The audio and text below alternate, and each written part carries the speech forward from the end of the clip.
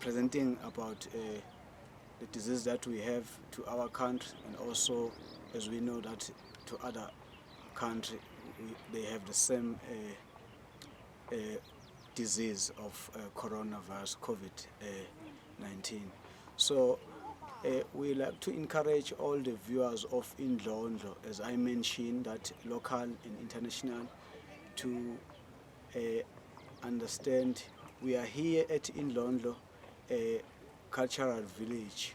So we wish, if this COVID-19 end, people if they have opportunity to be coming to enjoy at Indlondlo Cultural Village, and also enjoy the pure rustic of cultural programs in this village, and also enjoying the pure nature at Indlondlo Village. As you see here, we have a formal, pure and then culture experience behavior of hut house in front of me. And then, as you see also in the middle, there is a crawl of cow and a crawl of the goat. And also, if you look down, we have a very nice Umngeni river, very nice flowing stream around this Indlondlo Cultural Village. So those who will be watching the program that will be starting at 3 o'clock up to 4, please enjoy. And also we want to encourage people that they must following the rules of the country, not to our country only, also abroad, that we still obeying those rules of COVID-19, that people, they must always ensure that they sanitize. Also, people, they must understand that they are really ensure that they are keeping distance each other, since we're still in COVID-19. And also we like to encourage also people that we have a problem of abusing of a woman and child. These days we experience a lot of scenario to our country and also to our province. So we're trying to now to remind people that they must take care of women. So please enjoy the show from 3 to 4. It will be live here at Indlondlo Village. I thank you.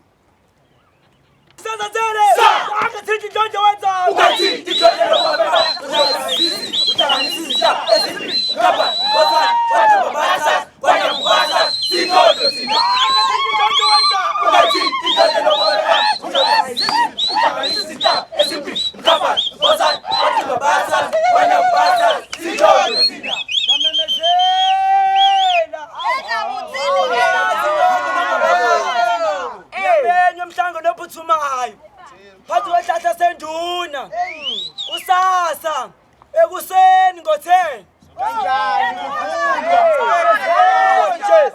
phakathi lonke yamenye umhlangano lophuthumayo uzobe ngaphansi kwehlahla senduna kusasa ekuseni ngo10 kamemezela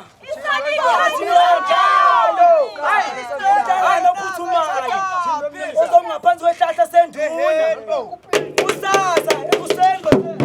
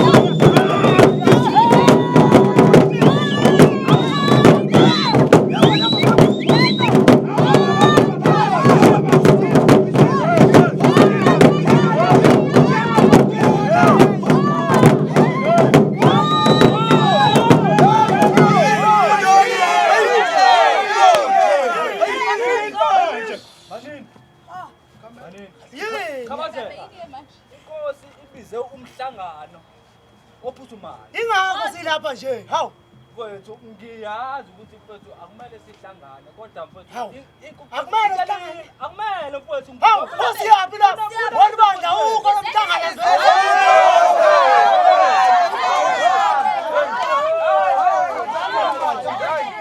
Yamemezela. Bathi nonke nongaphathi. Nyamenye mhlangano nophuthumayo. Uzobe ngaphansi kwehlahla senduna. Kusasa ekuseni ngo-10 yamemezela nyamenyo bathi nonke umhlangano ungaphansi kwehlahla senduna kusasa ekuseni ngo-10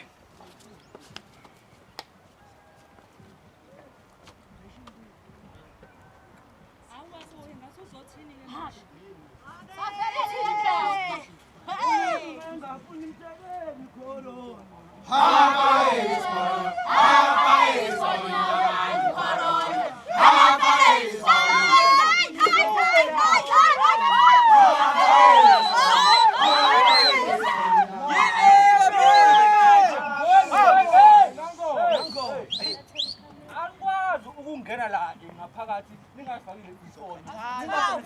Akona machingela. Unjalo ke wena.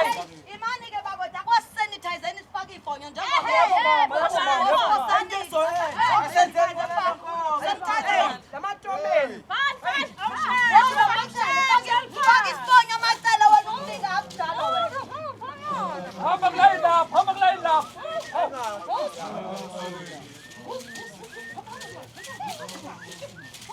Macala usufakile.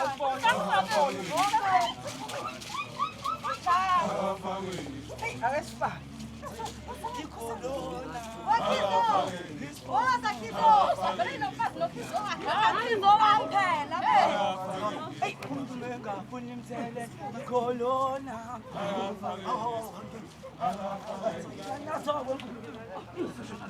Nakho kuyokuyifaka. Hey, ngisibonyo ngithe umongela wakhe. Awu. Wenzenjani manje sisi? Oh. Manje ngoba mina ngifaka nje le nto.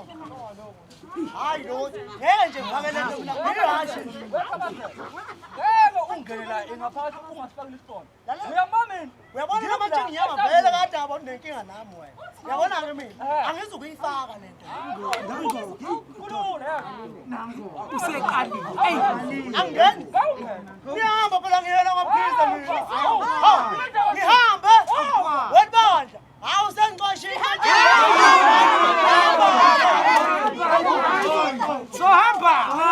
Sohamba na. Yesilungu impelisa khize. Uyayisa lo mantshinyama. Baba izona inake baba. Yini manje? Uyayisa lo mfana. Khize ngiyacela ngeke kulunge phela uma uhamba uzophinda umosheke lo mhlangano inkosi. Lungile umosheke uyayisa lo. Cha baba thula ke wena khize wami ngikuphathela kwakho. Okwakho ke lo khize. Hey, ulo menziki lo mfana. Wasenoma nomthatha. Hayi bebheda, hayi bengazungena. Hayi lo mfana. Mkhulu wena. Hawu. Hey, oh kodwa Nkosi. Hey. Impela ke lo. Impela ke lo. Zamnandi ifonyo. Hey wena. Sinokumlungu yasifika. Agingashi.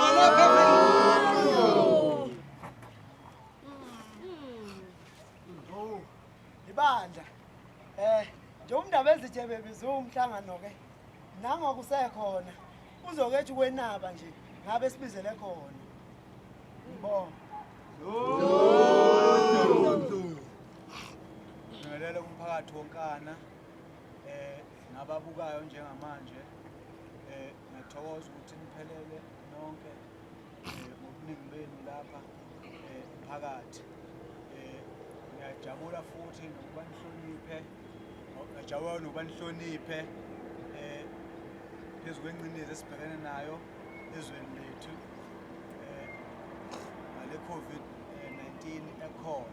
Kodwa ngiyabonga ukuthi-ke nigcinile imithetho ebekwe ngodokotela nawuhulumeni, iy'mfonyo ngiyabona nilifakile, na-sanitizer, njalo njalo ngokuhlukene. Ngiyacela nami ukuthi ngisanitize ukuze kube isifundo lokhu ukuthi nibonela kumina, kungabi sengathi kwenziwa umphakathi kuphela. Yona yami iphinde ingikhuphule isifonyo lesi, iphethe i-sanitizer ivikelekile, ngivikeleke nami. Ngiyathokoza kakhulu-ke mphakathi. Ngiyafisa ukuphinde ukuthi ngixwayise isimo esibhekene naso lapha ezweni lethu, ukuba umphakathi kakhulukazi abesilisa ukuba mabasilekelele kubanjiswane umphakathi yonke nje kuma-province ethu 09 ukuthi kuvikelwe abantu besifazane njengoba esibhekene nalesi simo esibhekene naso okuyisihlava esibi singasazi ukuthi siqhamukaphi, ukuthi besukuma besilisa bevikele ukuhlukunyezwa kwabesifazane kuyisihlava esibi akumukeleki emphakathini yethu ama-province onke. Ngiyakuthokozela ukuthi niyakuzwa lokho nokuthi-ke azosukuma amadoda elwe naleso sihlava. Okunye-ke njengoba uhulumeni-ke kwisigaba 2 esekshilo ukuthi-ke cha, asikwazi ukuba sicikoze ngendlela esingacikoza ngayo, kodwa asiyikhohliwe imiyalelo ayikhiphile umongameli wethu nodokotela bakhe ukuba sihlezi siqhelelene noma ngabe senzani, sihloniphe yonke imithetho akayibekile njengoba sengingasho phambilini, ukusanitize. Nivumelekile nokuba nidlale ngayo yonke indlela, kodwa ngaso sonke isikhathi niqikekele ukuthi niyayihlonipha imithetho ebekiwe yale COVID-19. Ngiyathokoza kakhulu.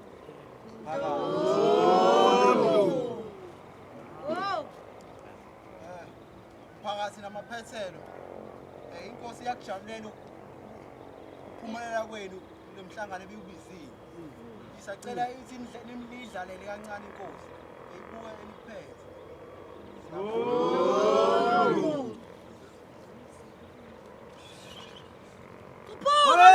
Bafana bendlondo ngentshaye kancane. Ngentshaye kancane. Ngentshaye kancane.